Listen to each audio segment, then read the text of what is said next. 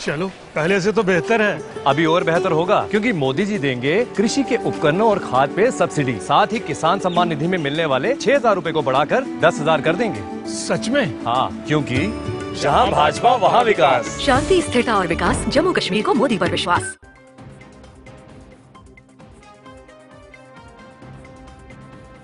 नमस्कार, आप देख रहे हैं जेके 24/7 न्यूज। मैं हूं आपके साथ राजेश कुमार। वक्त हमारे खास कार्यक्रम डिफेंस स्पेशल का, जहां पर बात मणिपुर को लेकर हम करेंगे, क्योंकि आज एक बड़ी अहम खबर आई कि 900 से ज्यादा कुकी उग्रवादी म्यांमार से मणिपुर में घुस चुके हैं। वो ड्रोन चलाने में महारत हासिल कर चुके हैं, उनके पास आधुनिक हथियार हैं। इससे भी बढ़कर बात कि वो गुरिल्ला वॉरफेयर में भी एक्सपर्ट हैं। इसको समझना होगा बहुत डिटेल से। साथ ही में कुकी को लेकर कई सवाल उठे हैं, लेकिन वाकई में कुकी का इतिहास क्या है, सच क्या है, उसको भी समझने की आज अपने एक्सपर्ट से हम कोशिश करेंगे। साथ ही में प्रधानमंत्री मोदी अमेरिका के दौरे पे हैं, जहां क्वाड देशों की मीटिंग होगी और साथ ही में जो बाइडेन के साथ मुलाकात होगी। डोनाल्ड ट्रंप ने भी कहा है कि वो भी अपने दोस्त प्रधानमंत्री मोदी का इंतजार कर रहे हैं। तो किन मायनों में प्रधानमंत्री मोदी का अमेरिका का दौरा अहम हो जाता है, यह भी समझना आज हमारे लिए बेहद जरूरी है। लेकिन शुरुआत बड़ी खबर के साथ। मणिपुर में दाखिल हुए 900 ट्रेंड कुकी उग्रवादी। म्यांमार के रास्ते हथियार लेकर दाखिल हुए कुकी, मैतेई गांव को कुकी बना सकते हैं निशाना। हाई अलर्ट पर मणिपुर की खुफिया और सुरक्षा एजेंसियां। मणिपुर में दाखिल हुए 900 ट्रेंड कुकी उग्रवादी। म्यांमार के रास्ते हथियार लेकर दाखिल हुए कुकी, मैतेई गांव को कुकी बना सकते हैं निशाना। मणिपुर में दाखिल हुए 900 ट्रेंड कुकी उग्रवादी। म्यांमार के रास्ते हथियार लेकर दाखिल हुए कुकी, मैतेई गांव को कुकी बना सकते हैं निशाना। हाई अलर्ट पर मणिपुर की सुरक्षा एजेंसियां। मणिपुर में दाखिल हुए 900 ट्रेंड कुकी उग्रवादी।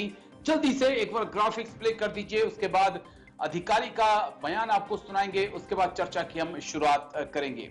मणिपुर में कुकी का खौफ। म्यांमार से दाखिल हुए 900 कुकी आतंकी ड्रोन आधारित बम, प्रोजेक्टाइल मिसाइल, गोरिल्ला वॉरफेयर में इनको महारत हासिल है। जो जानकारी हमें मिली है 30 से 30 के समूह में ये बंट चुके हैं और 28 या 29 सितंबर के आसपास मैतेई के ऊपर बड़ा हमला कर सकते हैं। जो जानकारी मणिपुर से सामने आ रही है, 16 महीनों से मणिपुर में हिंसा जारी है। 226 लोगों की मौत हो चुकी है और लाखों की तादाद में लोग जो हैं वो अपना घर छोड़कर दूसरी जगह रहने को मजबूर हैं। तो ये एक हालात इस वक्त के मणिपुर में। लेकिन कुकी का इतिहास क्या है, बहुत सवाल कुकीज के ऊपर इस वक्त उठ रहे हैं। कुकी को लेकर अलग अलग धारणाएं इस वक्त सामने आ रही हैं। भारत, म्यांमार और बांग्लादेश की सीमा पर बसते हैं और यहां पर इनका उल्लेख मिलता है। प्राचीन बौद्ध ग्रंथों में भी कुकी का उल्लेख है। तारानाथ का भारत में बौद्ध धर्म का जो इतिहास है, उसमें बंगाल और बर्मा के बीच कोकी जनजाति का उल्लेख किया गया है। तो ये कहना कि ये 100-200 साल पुराने हैं, और मुझे लगता है कि इसको समझना होगा। तारानाथ का जो बौद्ध धर्म का इतिहास था, उसमें इनका जिक्र है। त्रिपुरा के ताम्रपत्र अटूट साक्ष्य में लिखा गया है, जो कि पंचखंड ताम्रपत्र, जो कि 641वीं ईस्वी में लिखा गया था, उसमें भी ये कहा जाता है कि 5 संत ब्राह्मणों को कुकी ने यहां पर जमीन दी थी मणिपुर में। अब इस चीज को समझना होगा। दूसरा ताम्रपत्र जो है वो ईटा का ताम्रपत्र है, जिसका समय 1194 ईस्वी निर्धारित किया गया था। यहां पर कहा जाता है कि लांगला पहाड़ी पर बसे कुकी समुदाय ने, नेक्स्ट ग्राफिक्स, मिथिला से आए संतों को भूमि अनुदान दी थी। मैं बहुत आज डीपली इसके ऊपर बात करना चाहता हूं। मणिपुर शाही इतिहास चैथारोल कुम्हाबा में यह उल्लेख किया गया है कि जो मणिपुर के शाही राजा थे, उन्होंने 1734 को मंगई तांग अभियान चलाया था, ये पहाड़ी इलाका है। फिर 1786 को खोंग साई पहाड़ी अभियान राजा की तरफ से चलाया गया था और 1789 को सैतोन पहाड़ी में अभियान चलाया गया था। अगर कुकी वहां पर मौजूद नहीं थे, ब्रिटिश इनको लेकर आए थे, तो फिर ये जो अभियान चलाए गए थे ये किसके खिलाफ चलाए गए थे? कई ऐसे सवाल हैं। लेकिन एक दूसरा सिक्के का पहलू जो है, जो आज मुझे जानकारी मिली, जिस पर मैं डिटेल से बात करना चाहूंगा, इतिहास का दूसरा पहलू कुकी के इतिहास का। 1777 में ब्रिटिश गवर्नर वैरन हेस्टिंग ने कुकी का जिक्र किया था। चिटगांव के चीफ से उन्होंने मदद मांगी थी क्योंकि कुकी लगातार ब्रिटिश के ऊपर अटैक कर रहे थे। एंग्लो वर्मा वॉर 1824 से 1826 तक जो है लड़ा गया। उस वक्त मणिपुर में आकर कई कुकी बसे थे, ये जानकारी सामने आई। लेकिन अंग्रेजों ने क्या किया? अंग्रेजों ने न्यू कुकी और ओल्ड कुकी में इन दोनों को बांटा। जो ओल्ड कुकी थे उन्हें माना गया कि ये नागा से जुड़े हुए हैं, नागा से समर्थित हैं। 17,000 न्यू कुकी को इस वक्त एंग्लो म्यांमार वॉर के बाद, बर्मा वॉर के बाद बसाया गया। नागा के हमलों से अंग्रेज परेशान थे। नागाओं का मुकाबला करने के लिए कुकी को इन पहाड़ियों पर बसाया गया। सैन्य ट्रेनिंग इनको बाकायदा उस वक्त दी गई और 19वीं सदी की शुरुआत में इन्हें बसाया गया था। और 1880 में नागा आंग्ला समझौता भी हुआ था, वहां पे भी कुकी का जिक्र मिलता है। तो बड़ी कंफ्यूजिंग सा थोड़ी सा हिस्ट्री है कुकी की, अलग अलग पहलू हैं। दो एक चीज कहता है कि कुकी पहाड़ियों में सदियों से रहते आए हैं, दूसरी जानकारी सामने आ रही है कि अंग्रेजों ने नगा का मुकाबला करने के लिए कुकी को बसाया था। लेकिन सच क्या है और कैसे 900 के आसपास कुकी म्यांमार से भारत में घुस आते हैं हथियार लेकर और सुरक्षा एजेंसियों ने बॉर्डर पर नहीं रोक पाती हैं? कई ऐसे सवाल जिनका जवाब आज तलाशने की कोशिश होगी। लेकिन एक छोटा सा ब्रेक हम लेंगे, ब्रेक के उस पार फिर चर्चा की शुरुआत करते हैं।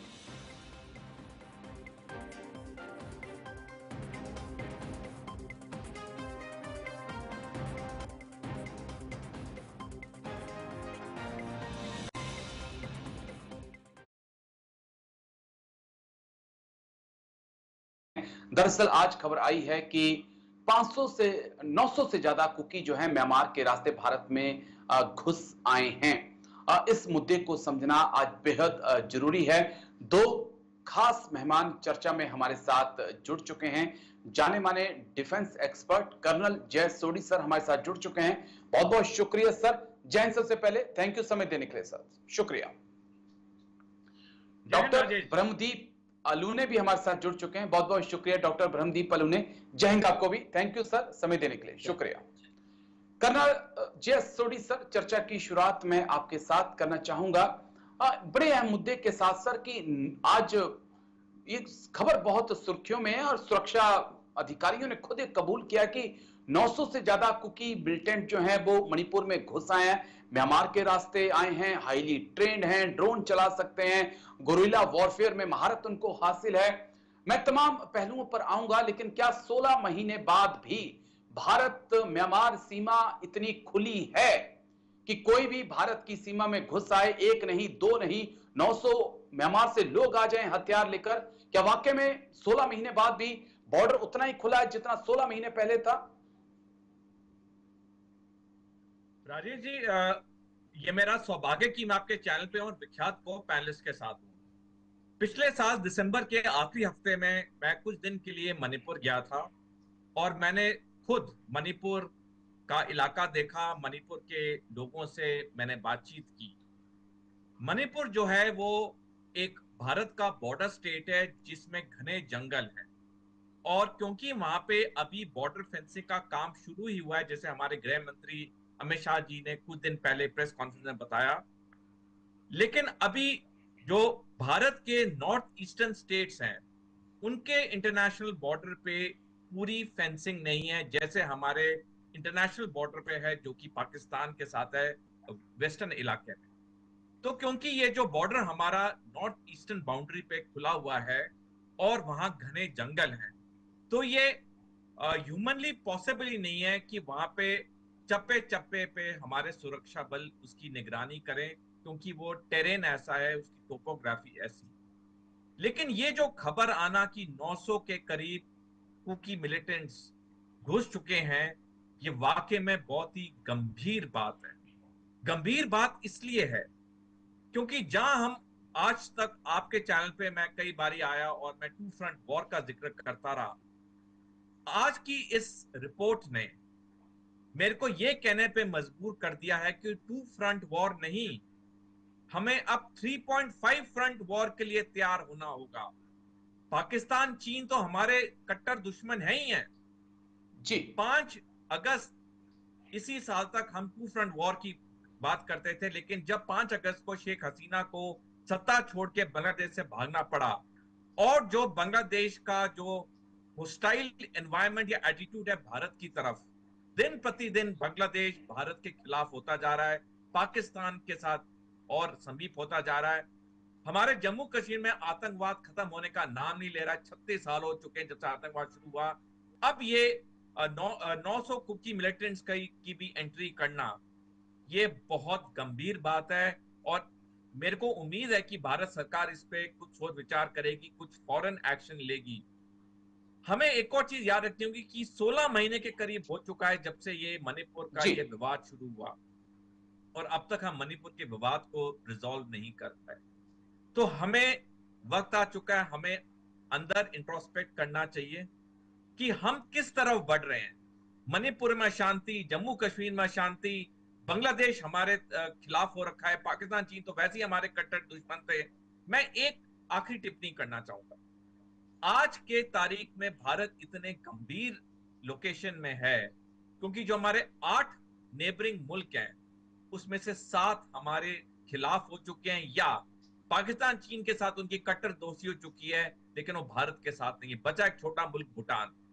भूटान आज की तारीख में तो हमारा मित्र है, लेकिन जिस तरह से भूटान और चीन की बातचीत हो गई है और किसी भी जी वक्त उनके औपचारिक रिश्ते और कूटनीतिक रिश्ते स्थापित हो सकते हैं, भूटान भी हमारे हाथ से चला जाएगा, हमारी कट्टर अच्छी दोस्ती से चला जाएगा। तो आज की तारीख में भारत सबसे गंभीर पड़ेगा। भारतीय विदेश नीति और जो 16 किलोमीटर की सीमा खुली है पूर्वोत्तर में, उसको लेकर बहुत स्पष्ट है कि हम जनजातियों के बीच हमने बहुत ही अच्छे संबंधों को आगे बढ़ाया है। यदि यहाँ पर कोई संकट उत्पन्न होता है तो उसका हमको राजनीतिक समाधान ढूंढना पड़ेगा, उसका हमको जनजातियों के बीच समाधान ढूंढना पड़ेगा। लेकिन इनको दो जातियों के बीच टकराव या दो राष्ट्रों के बीच टकराव के तौर पर यदि हम आगे करते हैं तो यह हमारी सुरक्षा के लिए संकट बढ़ जाएगा, क्योंकि वह पर्वतीय प्रदेश है, क्योंकि वह जंगलों में बसा हुआ इलाका है और इसलिए ज्यादा खतरनाक हो जाता है। राजेश जी ठीक है सर, मैं आऊंगा आप दोनों के पास। इस मुद्दे पर चर्चा को लगातार हम जारी रखेंगे क्योंकि अभी भी मेरे जहन में कई ऐसे सवाल हैं जिनका जवाब तलाशना आज के वक्त में बहुत जरूरी है। छोटा सा ब्रेक, जल्द हाजिर होते हैं।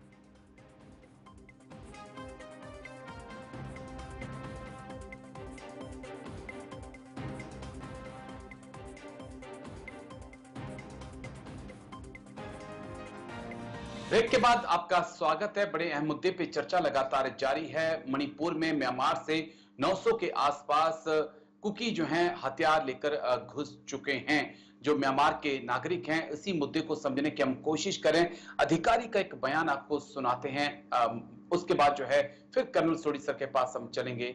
कुछ और सवाल हैं जिनका जवाब तलाशने के लिए। Efforts taken must be shared with all of you and through you with the general public so that there is no confidence loss and people feel safe and have faith in the system.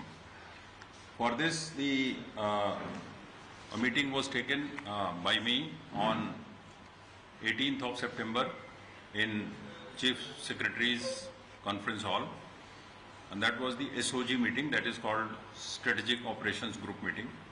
In that meeting, we deliberated in details with all the force chiefs who are present here, like Assam Rifle, IGR South, IGR East, then GOC 57 Mountain Division, Chief of BSF, whoever is present here, then the IG of CRPF, who is Chief.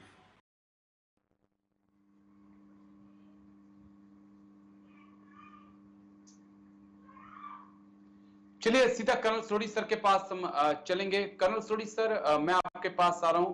कुछ अहम सवाल हैं मेरे जहन में जिनका जवाब मैं चाहूंगा आपसे। कौन है सर, क्योंकि इतना आसान तो नहीं है कि M4 राइफल को चलाना, ड्रोन से ग्रेनेड गिराना, पाइप से रॉकेट लॉन्चर बनाना, फिर उसे एक एक्यूरेट पोजीशंस पर गिराना। इसके पीछे कोई तो ताकत है सर जो पूरा खेल खेल रही है।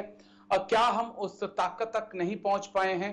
क्या हम सिर्फ ये मान के चलें कि ये कुकी मैतेई का आपस का झगड़ा है, दो जातियों का, दो समुदायों का झगड़ा है, लेकिन जो हथियार हैं, जिस तकनीक का इस्तेमाल हो रहा है, वो तो कुछ और ही बानगी बयां कर रहा है सर। राजेश जी, एक हमारे संस्कृति में एक कहानी बहुत अच्छी तरह बार बार बताई जाती है कि अगर किसी के अपने घर में लड़ाई झगड़े हों तो पड़ोसी पूरा फायदा उठाते हैं। ये चीज म्यांमार में हुई, जहां पे 1947 में ऑंग सैन, जो कि म्यांमार के बड़े राजनेता थे, उन्होंने कहा था अगर म्यांमार के यूनिटी एंड डाइवर्सिटी के साथ खिलवाड़ हुआ, म्यांमार ऐसा डूबेगा कि कभी उभर नहीं पाएगा। 1962 में जब मिलिट्री जुंता ने पहली बार म्यांमार में सत्ता हासिल की, उन्होंने वही किया जिसकी चेतावनी ऑंग सैन ने की थी, और उस दिन से लेके आज तक लगातार म्यांमार, जो पहले बर्मा कहलाया जाता था, वहां पे अशांति है, वहां पे गृह युद्ध शुरू हो चुका है। यही चीज हम मणिपुर के अगर संदर्भ में देखें, 23 अगस्त 2008 को वहां पे सस्पेंशन ऑफ ऑपरेशंस एग्रीमेंट हुआ था और उसके बाद मणिपुर में शांति आ गई थी। हाँ, 23 अगस्त 2008 से पहले वहां पे वायलेंस था, वहां पर शांति थी, लेकिन सब कुछ रिजॉल्व हो गया था 23 अगस्त 2008 को। लेकिन उसके बाद से लेके फरवरी 2023 तक 15 साल तक वहां पे शांति रही, कोई मेजर घटना नहीं घटी। लेकिन फरवरी पिछले साल मणिपुर सरकार ने वहां पे जो एंक्रोचमेंट्स थे, खास करके चुराचांदपुर और कांगपोई डिस्ट्रिक्ट्स में, उन्होंने एंक्रोचमेंट निकालने शुरू किए और कुकी समुदाय को लगा कि ये जो कार्रवाई हो रही है ये सिर्फ कुकियों पे हो रही है। उनमें एक इनसिक्योरिटी पैदा होनी शुरू हो।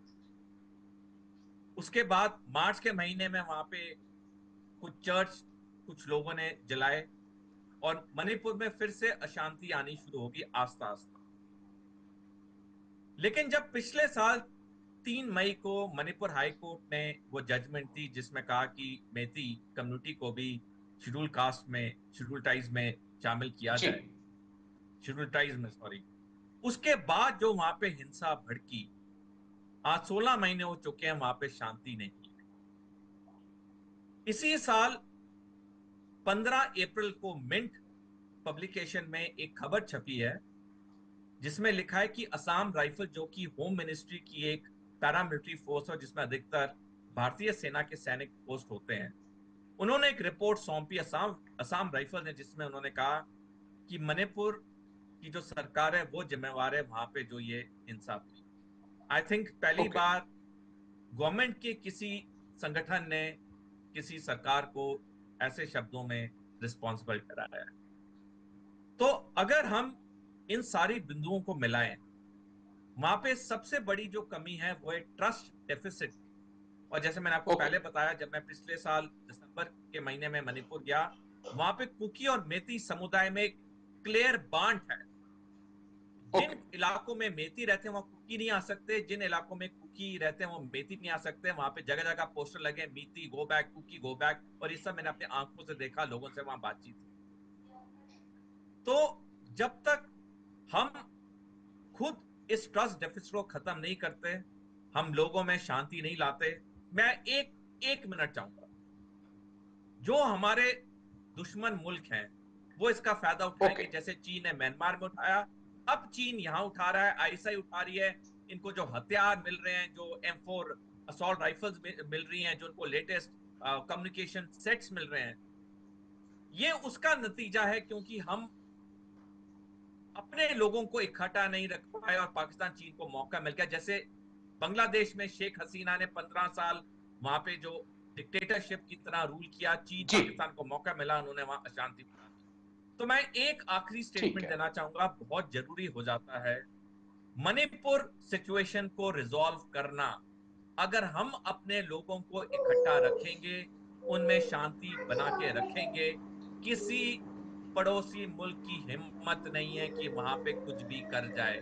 लेकिन अगर हमारे अपने ठीक है लोग ही सर, बटे होंगे, फिर तो पड़ोसी मुल्कों को एक प्लेटफॉर्म मिल जाएगा वहां पे एक मौका कार्रवाई मिल करने का, जाएगा। जो कि ठीक है, अभी चलिए मैं बहुत लौटता हूं जाएंगी आपके पास सर। समय के साथ। जी, एक बड़ी खबर के बाद मैं डॉक्टर ब्रह्मदीप अलूने आपके पास आता हूं, क्योंकि एक और बड़ी खबर है जिस पे बात करना बहुत जरूरी है, क्योंकि प्रधानमंत्री मोदी अमेरिका के दौरे पे हैं। अमेरिका के दौरे पर प्रधानमंत्री मोदी, अमेरिकी राष्ट्रपति जो बाइडेन से होगी मुलाकात, क्वाड देशों की मीटिंग में हिस्सा लेंगे पीएम मोदी, संयुक्त राष्ट्र महासभा को भी संबोधित करेंगे पीएम। अमेरिका के दौरे पर प्रधानमंत्री मोदी, जल्दी से एक बार ग्राफिक्स प्ले कर दीजिएगा, उसके बाद सीधा डॉक्टर ब्रह्मदीप अलूने के पास हम चलेंगे। अमेरिकी राष्ट्रपति जो बाइडेन से मुलाकात भी होगी। अमेरिका के दौरे पर पीएम मोदी, प्रधानमंत्री मोदी का 9वां अमेरिका का दौरा है, जो बाइडेन से खास मुलाकात होगी। ट्रंप से भी चर्चा हो सकती है, मुलाकात संभव है। अमेरिका में क्वाड देशों की मीटिंग होनी है। हिंद महासागर पर ज्यादा फोकस इस बार हो सकता है। संयुक्त राष्ट्र महासभा का संबोधन भी प्रधानमंत्री मोदी करेंगे। भारत अमेरिका में कई अहम समझौते हो सकते हैं। हम सीधा डॉक्टर ब्रह्मदीप अलूने के पास चलेंगे। डॉक्टर ब्रह्मदीप अलूने, अमेरिका के दौरे पर प्रधानमंत्री मोदी, कैसे इस दौरे को आप देखते हैं? 3 दिवसीय ये दौरा, जो बाइडेन से मुलाकात, नेटो का अलग से, माफ करिए, क्वाड देशों का अलग से एक सम्मेलन होगा जहां पर तमाम चर्चाएं हो सकती हैं। कैसे आप प्रधानमंत्री मोदी के इस दौरे को देख रहे हैं, क्या और भारत अमेरिका के रिश्ते किस तरफ जा रहे हैं आगे? देखिए राजेश जी, भारत और अमेरिका के बीच ऐतिहासिक तौर पर गहरे अविश्वास रहे हैं और वर्तमान में वो अविश्वास भरपूर नजर आता है। अब बांग्लादेश में अमेरिका का रोल देख लीजिए, जो भारत के बिल्कुल मुफीद नहीं है, लेकिन उसके बावजूद भारत के पड़ोसी देश में सत्ता पलट जाती है, उसमें अमेरिका का नाम आता है।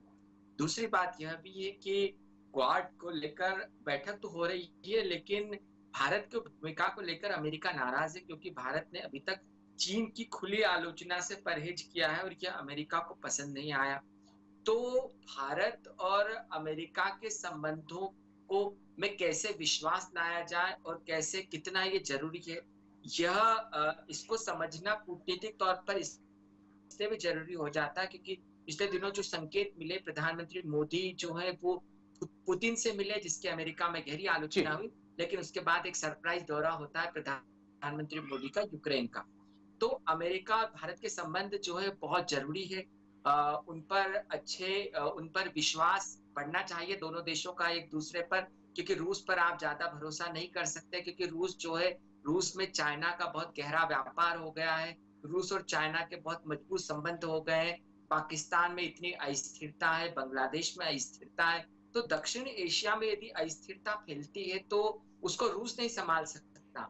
ऐसी अस्थिरता में चाइना भी कुछ नहीं कर पाएगा, वो भारत विरोध करेगा। लेकिन भारत जो है वो अमेरिका का उपयोग करके, मैं उपयोग शब्द का उपयोग कर रहा हूँ, उपयोग करके अपने आप को दक्षिण एशिया में मजबूत रख सकता है। अब देखना यह है कि जो मोदी जी का दौरा है वह क्या संकेत देता है।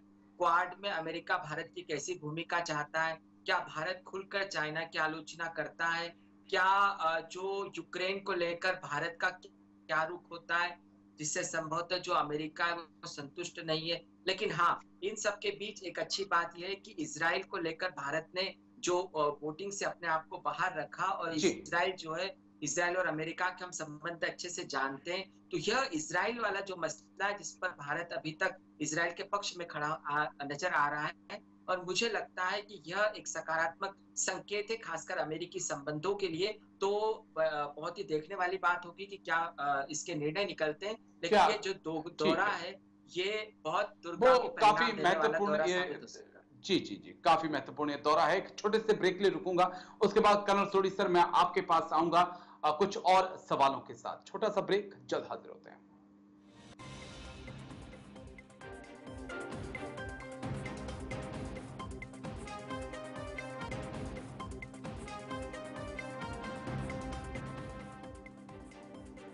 ब्रेक के बाद आपका स्वागत है। बड़े अहम मुद्दे पे चर्चा हम लगातार कर रहे हैं। प्रधानमंत्री मोदी जो हैं वो अमेरिका के दौरे पर हैं। ये दौरा कई मायनों में बहुत खास है।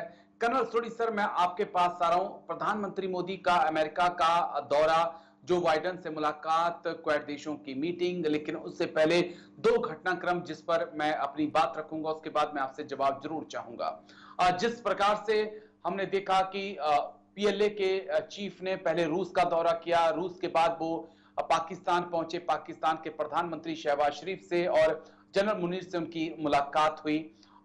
लेकिन एक और घटनाक्रम घटता है जहां पर रूस के उप प्रधानमंत्री जो हैं वो पाकिस्तान के दौरे पर आते हैं और कहते हैं कि ब्रिक्स में पाकिस्तान की एंट्री से उन्हें कोई ऐतराज नहीं है और पाकिस्तान रूस जो है अपने संबंधों को और मजबूत करना चाहते हैं, खासकर मिलिट्री सैन्य संबंधों को।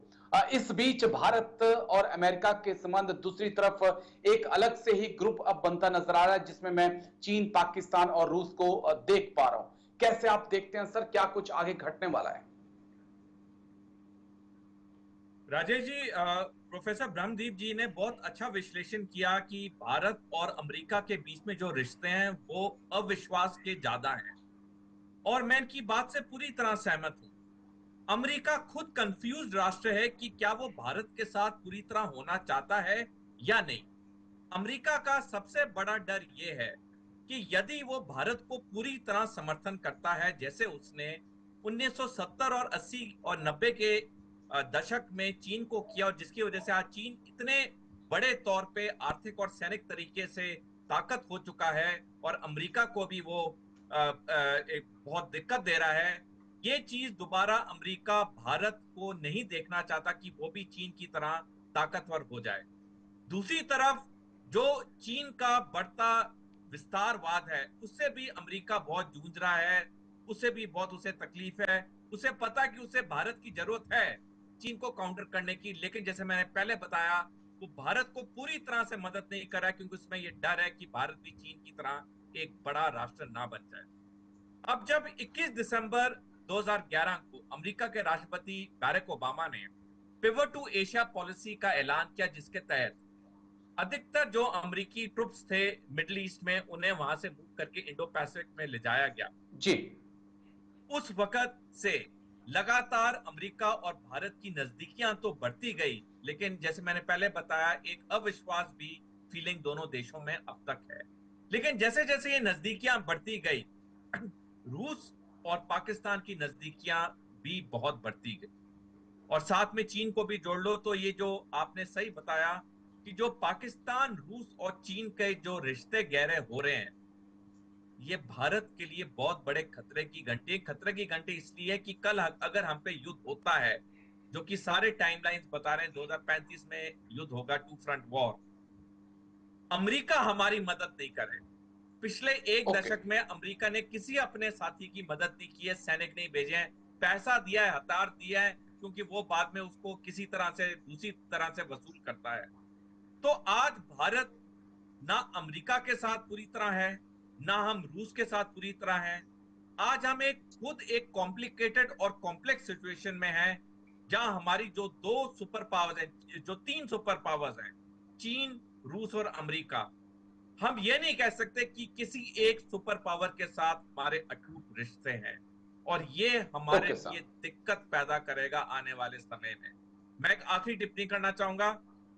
रूस ने हमेशा दिखाया है, जब पहले सोवियत संघ था या रूस है, वो भारत का एक विश्वसनीय पार्टनर, विश्वसनीय दोस्त रहा है। जब जब हमें मदद की जरूरत हुई है रूस ने हमारी मदद की है, पहले सोवियत संघ ने की है, लेकिन ये जो दूरियां आस्ता आस्ता रूस और भारत में भी बढ़ रही हैं, ये हमारे लिए बहुत दिक्कत पैदा करेगी। ठीक है डॉक्टर ब्रह्मदीप अलूने, आखिरी 1.5 से 2 मिनट मेरे पास बचे हैं, बस एक पॉइंट मैं आपसे भी लेना चाहूंगा। अब भारत के पास ऑप्शंस क्या हैं सर? अमेरिका पर ट्रस्ट नहीं कर सकते हैं, रूस, पाकिस्तान और चीन की तरफ ज्यादा झुकाव दिखा रहा है। हमारे पास ऑप्शंस क्या है सर? एक चीज तो साफ है कि चीन के साथ और पाकिस्तान के साथ टकराव होगा, उसको टाल नहीं सकते हैं। फिर आपके पास क्या ऑप्शन बच रहे हैं सर? देखिए, भारत की गुटनिरपेक्षता की नीति जो है वो बहुत प्रभावी नीति रही है, लेकिन लोकतांत्रिक संबंधों को लेकर भारत को अपने संबंधों में ज्यादा क्लैरिटी लाने की जरूरत है। हम जैसे लोकतंत्र के पक्ष में पहले बोला करते थे, अब इन चीजों से बोलने से हमने परहेज किया है। इसका परिणाम ये हो रहा है कि यूरोपियन राष्ट्रों से हमारे संबंध जो है वो धीरे धीरे प्रभावित होने लगे। आप ठीक ऐसा ले लें जैसे नेपाल में जैसे राजशाही से भी भारत के बेहतर संबंध थे और लोकतंत्र में भी बेहतर संबंध हुए, क्योंकि भारत ने जब राजशाही खत्म हुई तो भारत ने ये कहा कि जो लोग चाहते उस देश के वो बेहतर है। बांग्लादेश के पक्ष में भी हमारा यह बयान होता तो ज्यादा प्रभावी होता। तो भारत के हित में है लोकतंत्र के पक्ष में खड़े रहना और उसके पक्ष में बोलते रहना। यदि ऐसा होता है तो यूरोपियन राष्ट्र, अमेरिका, फ्रांस, ब्रिटेन ऐसे देश भारत के पक्ष में खड़े नजर आएंगे। और यदि ऐसा होता है तो रूस हमारी मजबूरी नहीं रहेगा।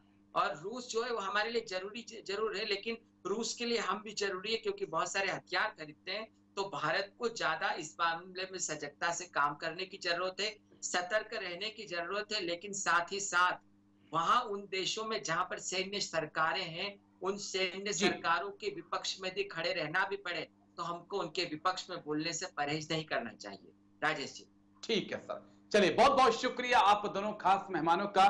कर्नल जय सोनी सर बहुत बहुत शुक्रिया, डॉक्टर ब्रह्मदीप अलूने बहुत बहुत शुक्रिया मेरे साथ खास चर्चा में हिस्सा लेने के लिए, तमाम पहलुओं पर इतनी बारीकी से अपनी बात रखने के लिए। तो आज डिफेंस स्पेशल में मेरे साथ इतना ही, कल फिर होगी मुलाकात। दीजिए इजाजत, नमस्कार।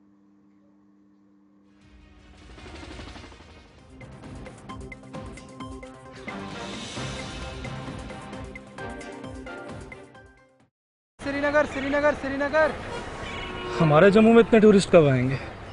अब आएंगे, क्योंकि मोदी जी यहाँ के ऐतिहासिक स्थानों को इंटरनेशनल पहचान दिलाएंगे। मेट्रो और इंटरनेशनल एयरपोर्ट बनेगा, जम्मू बनेगा स्पेशल टूरिस्ट हब। सच में? हाँ, क्योंकि जहाँ भाजपा वहाँ विकास।